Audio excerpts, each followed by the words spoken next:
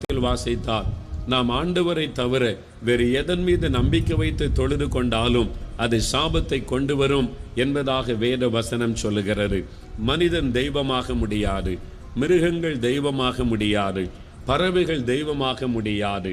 நம்மை சிருஷ்டித்த தேவனை தொழுது கொள்ளாதபடி தேவனால் சிருஷ்டிக்கப்பட்ட பொருட்களை நாம் தொழுது கொண்டால் அது சாபத்தை கொண்டு வரும்.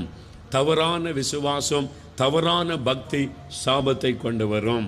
என்னுடைய தத்துவத்தை நான் சொல்லவில்லை, வேதத்தில் எழுதப்பட்டிருக்கிற காரியத்தை, தேவனுடைய வார்த்தையை நான் உங்களுக்கு சொல்லுகிறேன். அது மாத்திரமல்ல, அநேக கிறிஸ்தவர்கள் இந்த சாபத்திற்குள் இருக்கிறார்கள். இயேசு கிறிஸ்துவை தவிர வேறு எதன் மீது நீங்கள் விசுவாசம் வைத்தாலும், வேறு யாரை தொழுது கொண்டாலும் அது உங்களுக்கு சாபத்தை கொண்டு வரும். தேவ தூதர்களை தொழுது கொண்டால் அது சாபத்தை கொண்டு வரும். பரிசுத்தவான்களை தொழுது கொண்டால் அது சாபத்தை கொண்டு வரும். எந்த மனிதனும் தெய்வமாக முடியாது, தேவ தூதர்களும் இறைவனாக முடியாது. வேதத்தை வாசித்து பாருங்கள். வெளிப்படுத்தின விசேஷம் 22ஆம் அதிகாரத்தில் இந்த வேத வசனத்தை நீங்கள் வாசித்து பாருங்கள். யோவானுக்கு எல்லாவற்றையும் வெளிப்படுத்தி காண்பித்த தேவதூதனுக்கு முன்பாக அவன் விழுந்து தேவதூதனை வணங்கினான். தேவதூதனை வணங்கின உடன் அவன் சொன்னான், என்னை வணங்காதே. அவன் கடிந்து கொள்ளுகிறான் தேவதூதன். நானும் உன்னை போல ஒரு ஊழியக்காரன், ஆண்டவருக்கு ஊழியக்காரன், அவரைத்தான் தொழுது கொள்ள வேண்டும் என்று கடிந்து கொள்ளுவதை வெளிப்படுத்தின விசேஷம் 22ஆம் அதிகாரத்தில் வாசிக்கிறோம். தேவ தூதர்களை வணங்குவது சாபத்தை கொண்டு வரும். பரிசுத்தவான்களை வணங்குவது சாபத்தை கொண்டு வரும். அவர்களை கனப்படுத்தலாம், அவர்களுக்கு மரியாதை செலுத்தலாம், அவர்கள் வணக்கத்திற்குரியவர்கள் அல்ல என்பதை அறிந்து கொள்ளுங்கள். ஆகவே இன்னைக்கு அநேகர் பக்தியோடு கூட தெய்வ வணக்கம் என்கிற பெயரில் சாபத்தை தேடிக் கொண்டிருக்கிறார்கள். இயேசு கிறிஸ்துவை தவிர வேறு ஒருவரும் உங்களுடைய பாவத்தை மன்னிக்க முடியாது. இயேசு கிறிஸ்துவை தவிர வேறு ஒருவரும் உங்களை ஆசீர்வதிக்க முடியாது. உங்களுடைய விசுவாசம் அவர் மீது இருக்க வேண்டும். அவரை மாத்திரமே தொழுது கொள்ள வேண்டும். அவரை மாத்திரமே தொழுது கொள்ள வேண்டும். அவரையும் நான் தொழுது கொள்ளுகிறேன் என்றால் அது உங்களுடைய வாழ்க்கையில் ஆசீர்வாதத்தை கொண்டு வர முடியாது. எந்த மனிதனையும் தெய்வமாய் நினைத்து வணங்கினால் அதுவே தேவனுக்கு விரோதமான பயங்கரமான பாவம், அது சாபத்தை கொண்டு வரும். எந்த மனிதனும் தெய்வமாக முடியாது. ஒரு நாள் அவன் மரித்த பிறகு அவன் மண்ணுக்குள்ளே, கல்லறைக்குள்ளே மண்ணுக்கு மண்ணாய் போய்விடுவான், அவ்வளவுதான். மரித்தும் உயிர்த்து இன்றைக்கும் உயிரோடு இருக்கிற ஒரே ஒருவர் இயேசு மாத்திரமே. அவரை மாத்திரம்தான் நாம் வணங்க வேண்டும் என்று தேவனுடைய வார்த்தை சொல்லுகிறாரு. தேவனுடைய வார்த்தை சொல்லுகிறாரு. ஆகவே எனக்கு அன்பான கிறிஸ்தவ சகோதர சகோதரிகளே, வேதத்தை வாசியுங்கள். கர்த்தருடைய வசனம் என்ன சொல்லுகிறது என்று பாருங்கள். என் ஜனங்கள் அறிவில்லாமையினால் சங்காரமாகிறார்கள் என்று ஆண்டவர் சொல்லுகிறார். வேத அறிவு இல்லாதபடியினால் கண்டதையும் தெய்வம் என்று வணங்கி சங்காரமாகி சாபத்திற்குள் கிடக்கிற எத்தனை கிறிஸ்தவ குடும்பங்களை நான் இன்றைக்கு பார்க்கிறேன். பாரத்தோடு இந்த வார்த்தை உங்களுக்கு சொல்லுகிறேன். நான் உங்களை நேசிக்கிறபடியினால், உங்கள் மீது அன்பு வைத்திருக்கிறபடியால், உங்களுக்காக தேவ சமூகத்தில் கண்ணீர் விட்டு அழுது ஜெபித்தபடியால் நான் இந்த வார்த்தைகளை உங்களுக்கு தைரியமாக சொல்லுகிறேன். வஞ்சிக்கப்பட்டு போகாதிருங்கள். பக்தி உங்களை மோட்சத்திற்கு கொண்டு போகாது. வஞ்சிக்கப்பட்டு போகாதிருங்கள். எப்படியும் தெய்வத்தை வணங்கலாம், எதையும் வணங்கலாம் என்று ஏமாற்றப்பட்டு போகாதிருங்கள். நமக்காக ஜீவனை கொடுத்தவர் இயேசு. நீங்கள் தெய்வம் என்று வணங்குகிறவர் எப்படிப்பட்டவர், அவருடைய வாழ்க்கை எப்படிப்பட்டது, அவர் உங்களுக்காக என்ன செய்தார் என்று யோசித்து பாருங்கள். உங்களுக்காக மரித்து உயிர்த்தெழுந்து இன்றும் உயிரோடு இருக்கிறவரை தொழுது கொள்ளுங்கள். அப்பொழுது இந்த சாபத்தில் இருந்து விடுதலை உண்டாகும். கல்வாரி சிலுவையில் அவர் நமக்காக சாபமானார். இன்னைக்கு என்ன சாபத்தை சுமந்து கொண்டு இருக்கிறீர்கள்? அநியாய சம்பாத்தியம் சாபத்தை கொண்டு வரும். கள்ள சம்பாத்தியம் சாபத்தை கொண்டு வரும். எப்படி சம்பாதிக்கலாம்? ஆண்டவருக்கு காணிக்கை கொடுத்தால் போதும் என்று எண்ணுகிறீர்களோ? இல்லை, அது சாபம், அது சாபம். நியாயமான சம்பாத்தியம் தான் உங்களுக்கு ஆசீர்வாதத்தை கொண்டு வரும். அநியாய சம்பாத்தியம் சாபத்தை கொண்டு வரும். லஞ்ச பணம் உங்களுடைய வீட்டிற்குள்ளே வருகிறது என்றால் சாபம் உங்களுடைய வீட்டிற்குள்ளே வருகிறது என்பதை மறந்து விடாதிருங்கள். சம்பளத்திற்கு மேலாக அதிக பணத்தை நீங்கள் தவறான முறையிலே சம்பாதித்து உங்களுடைய வீட்டிற்குள்ளே கொண்டு வந்தால் அது சாபம். எத்தனை கிறிஸ்தவர்கள் இதை அறிந்திருந்தும் இந்த சாபத்தின் தொழிலை செய்து கொண்டிருக்கிறார்கள். இன்றைக்கு அந்த பாவத்தை விட்டு மனம் திரும்புங்கள். வாங்குகிற சம்பளம் போதும் என்று இருங்கள் என்று வேதம் சொல்லுகிறதை நாம் பார்க்கிறோம். பரிதானம் பாவம், லஞ்சம் வாங்குவது பாவம் என்று இந்த வேத வசனம் தெளிவாய் சொல்லுகிறது. இதை அறிந்திருக்கிற கிறிஸ்தவர்களே லஞ்சம் வாங்கி தங்களை ஏமாற்றி கொண்டிருக்கிறதை பார்க்க முடிகிறது. கலப்படம் செய்வது சாபத்தை கொண்டு வரும். பதுக்கி வைப்பது சாபத்தை கொண்டு வரும். உங்களுடைய சுயநலத்திற்காக சமுதாயம் மற்றவர்கள் பாதிக்கப்படும்படி நடந்து கொள்வது சாபத்தை கொண்டு வரும் என்பதை மறந்து விடாதிருங்கள். உங்களால் மற்றவர்கள் ஒடுக்கப்படும் பொழுது, பாதிக்கப்படும் பொழுது அந்த வேதனையின் குரல் தேவ சமூகத்திற்கு செல்லும். அது சாபத்தை கொண்டு வந்துவிடும். அது மாத்திரம் அல்ல, ஊழியம் செய்கிறவளா இருந்தால் உண்மையோடு முத்தமத்தோடு ஊழியம் செய்யுங்கள், அல்லது சாபத்தை கொண்டு வரும். ஊழியம் செய்தால் ஆசீர்வாதம் தான் வரும் என்று அநேகர் எண்ணுகிறார்கள். இல்லை பிரியமானவர்களே, ஆண்டவருக்கு ஊழியம் செய்தால் ஒரு பக்கம் சாபம், இன்னொரு பக்கம் ஆசீர்வாதம். உண்மையை முத்தமாய் செய்தால் ஆசீர்வாதம் வரும். நீங்கள் பணத்திற்காக, பேருக்காக, புகழுக்காக ஊழியம் செய்தால் சாபம்தான் வரும். கேயாசி பணத்தின் மீது ஆசை கொண்டான்.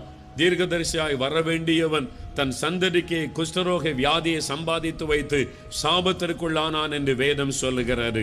தேவனோடு விளையாடாதிருங்கள். தேவனுடைய காரியத்தில் விளையாடாதிருங்கள்.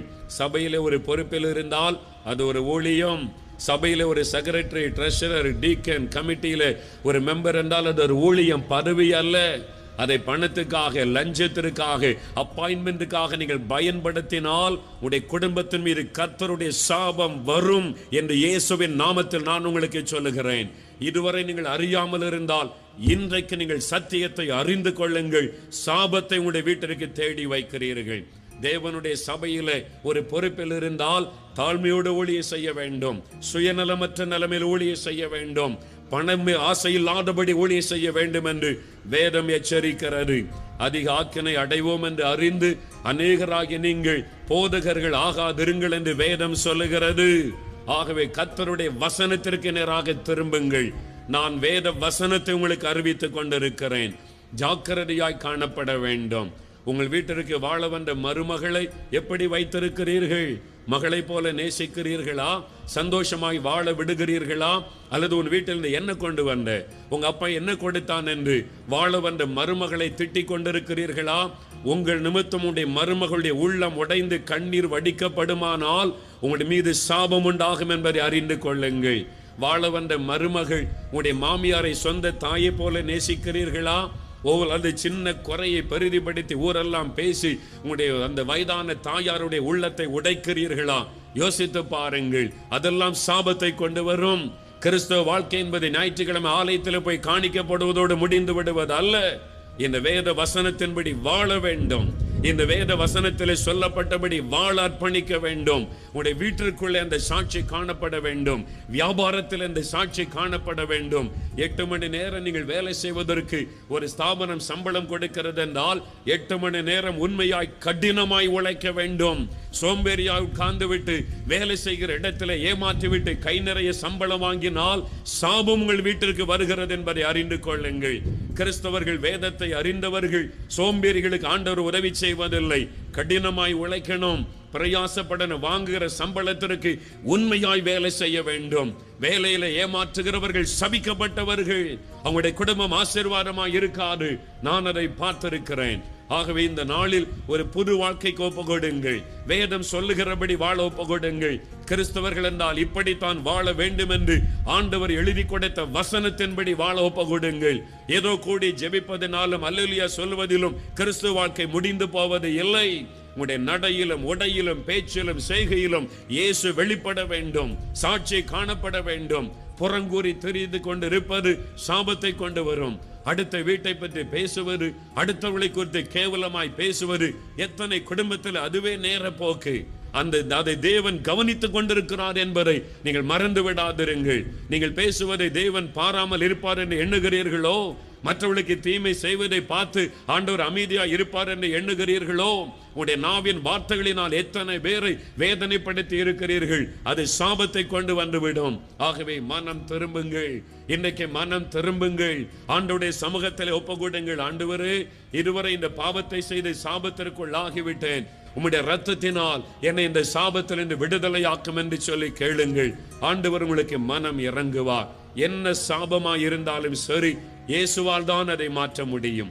இயேசுவின் ரத்தத்தினால் தான் அதை மாற்ற முடியும். காரணம், வேதம் சொல்லுகிறது, இயேசு நமக்காக சாபமானார், நமக்காக தலையிலே முள்முடி ஏற்றுக்கொண்டார், தன் கடைசி சொட்டு ரத்தம் வரைக்கும் சிந்தி சாபத்தை அவர் சுமந்தார். அவர் நம்முடைய சாபத்தை மாற்றி ஆசீர்வதிக்க முடியும்.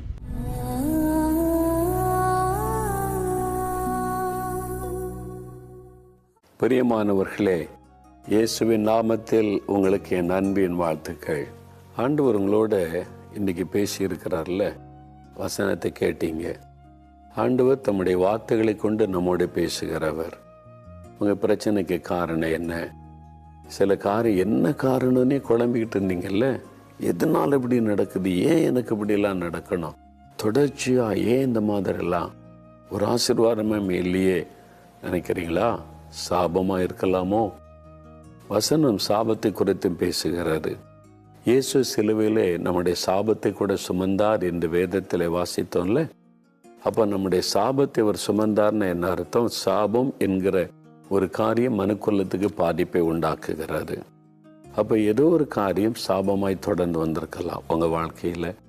சிலருக்கு ஜெனரேஷன் கர்ட்ஸ், பரம்பரையாய் தொடர்ந்து வருகிற சாபம். அந்த சாபம் வந்துட்டா சிலருக்கு பரம்பரைய வியாதி தொடரும், வறுமைகள் தொடரும், நஷ்டங்கள் தொடரும், இழப்புகள் தொடரும், அவமானங்கள் தொடரும், அப்படியே பாதிப்புகள் 3ஆம் 4ஆம் தலைமுறை வரைக்கும் கூட தொடரும்.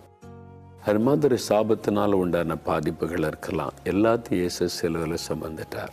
இனி நீங்கள் சாபத்துக்குள்ள இருக்குன்னு அவசியமே கிடையாது. நீங்கள் விடுதலை பெற என்ன செய்யணும்? இயேசு என் சாபத்தெல்லாம் சுமந்துட்டா நீ விசுவாசிக்கணும். 2வது, இயேசுவே என் சாபத்தை சுமந்ததற்காக ஸ்தோத்திரம்னு சொல்லி உங்களுடைய ரத்தத்தின் வல்லமினால் அந்த சாபக்கட்டை அழிச்சு போடுங்க, அதை எடுத்து போடுங்கன்னு நீங்கள் ஜெபிக்கணும். விசுவாசத்தோடு ஜெபிச்சுட்டா ஆண்டவர் இந்த அற்புதத்தை செய்தருவார். ஒருவேளை சில சாபத்துக்கான காரணம் தெரிஞ்சுன்னா மனம் திரும்பி அந்த பாவத்தை விட்டு விட வேண்டும். அப்படி ஒப்பு கொடுத்து ஜெபிக்கணும். இப்போ ஜெபிக்கலாமா? உங்கள் வாழ்க்கையில் சாப கிரியைகள் இருக்கிறதா? நெஞ்சில் கை வைத்து கொள்ளுங்க. இருதயத்தில் கை வைத்து கொண்டு, ஆண்டவரே என் குடும்பத்தின் மேலே இருக்கிற சாபம், என் மேலே இருக்கிற சாபம், என் பிள்ளைகளை தொடர்கிற சாபம், இந்த கிரியைகள் எல்லாம் அழிக்கப்படணும். நாங்கள் இன்றைக்கு ஜெபிக்கிறோன்னு சொல்லி என் கூட சேர்ந்து ஜெபிக்கணும். சரியா? அப்படியே கண்களை மூடுங்க, இருதயத்தில் கை வைத்து கொள்ளுங்க. தகப்பனே, இந்த மகனுக்காக மகளுக்காக ஜெபிக்கிறேன், இந்த குடும்பத்துக்காக ஜெபிக்கிறப்பா. சாபத்தினால பாதிக்கப்பட்டு ஒரு நிம்மதியும் இல்லை, ஒரு ஆசீர்வாதம் இல்லை என்று கலங்கி கலங்கி கலங்கி உந்த பிள்ளைகள் வேதனையோடு இருக்கிறதை நீர் பார்க்கிறீர். நீர் சிலுவையில் சாபமானதை நினைத்து நான் ஜெபிக்கிறேன். இந்த பிள்ளைகளுக்கு சாபத்திலிருந்து விடுதலை கொடுக்க நீர் சாபத்திற்கு பரிகாரி ஆகிய சிலுவையிலே உம்மை பலியாய் கொடுத்தீர், அதை நினைத்தருளுவீராக. இப்பொழுது உம்முடைய இரத்தத்தின் வல்லமை இவர்களுக்குள் இறங்கட்டும். இயேசுவின் நாமத்தில் சாப கட்டுகள் அறுக்கப்பட்டு போகட்டும். அந்த சாபத்தில் கிரியை செய்கிற பொருளாத ஆவியின் கிரியைகள் இயேசுவின் நாமத்தில் அழியட்டும். உம்முடைய இரத்தத்தை அவள் மேலே தெளித்து நான் ஜெபிக்கிறேன். எல்லா சாபங்களும் ஆசீர்வாதமாய் மாறட்டும். சாப கட்டுகள் அறுக்கப்படட்டும். சாபத்தின் வல்லமைகள் விலகி போகட்டும். இன்று முதல் உங்களை ஆசீர்வதிப்பேன் என்ற வார்த்தையின்படி இன்று முதல் ஆசீர்வாதம் இந்த பிள்ளைகளுக்கு அவருடைய குடும்பத்தில் உண்டாயிருக்கட்டும். சகல நோய்களும், சகல பாவ கிரியைகளும், சகல ஆண்டவரே இழப்புகளும் வேதனைகளும் நீங்கி போனதற்காய் நன்றி. இனி அவருடைய வாழ்க்கையில நன்மையும் ஆசீர்வாதமும் சுபிட்சமும் உண்டாயிருக்கட்டும். இயேசு கிறிஸ்துவின் நாமத்தில் ஜெபிக்கிறேன் பிதாவே. ஆமேன், ஆமேன்.